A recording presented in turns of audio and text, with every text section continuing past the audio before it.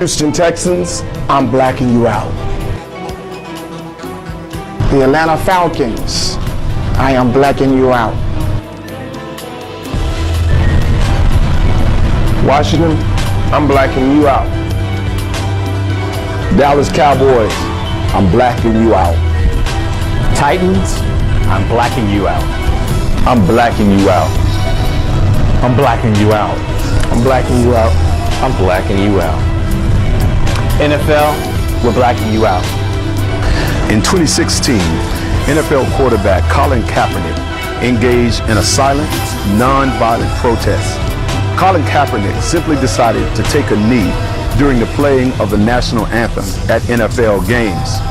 He did this to kind of raise awareness to the number of brown and black individuals that had been beaten or killed at the hands of law enforcement across this country. Since the end of last season, as a result of this protest, Colin Kaepernick has been unable to find employment in the NFL. I find that strange, seeing that the NFL has employed individuals that have been convicted of sexual assault, domestic violence, cruelty to animals, along with driving while under the influence. A number of NFL owners have come out and stated the reason they can't employ him is because of a fear of a backlash from sponsors or a certain segment of their fan base. And it's interesting that they've capitulated thus far to a certain segment of the fan base while fearing no backlash from the African American community. The African American community makes up 15% of the NFL's overall viewership. And I find it interesting that they've made the calculation that states that even though they're going to silence one who stood up for values that have meaning to us, they have an expectation that African Americans are still going to be there on opening day, watching and patronizing their product. My belief is simply this: if Colin Kaepernick was willing to take a stand for those of us who are non-celebrities that would have to interact with law enforcement on a day-to-day basis, if he's willing to take a knee for us, certainly we ought to take a stand and stand with him. I think it's important that we take some action steps.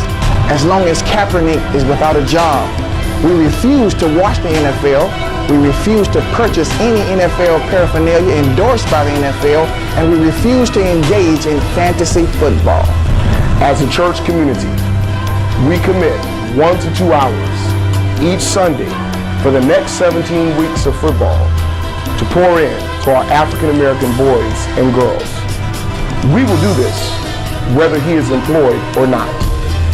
Let's take the time that would normally be given to the NFL and give back to our boys and girls. Spread the word to other men that we speak the language that the NFL responds to: money. Let us make it clear that since our lives matter so little to them, their product will matter even less to us. We take a knee as Kaepernick did. We devote this season to prayer each morning, 6 a.m. for our youth, communities, local and government officials. This is not a boycott, but a man-cott, because this demonstration is not for boys, it's for men of strong conviction.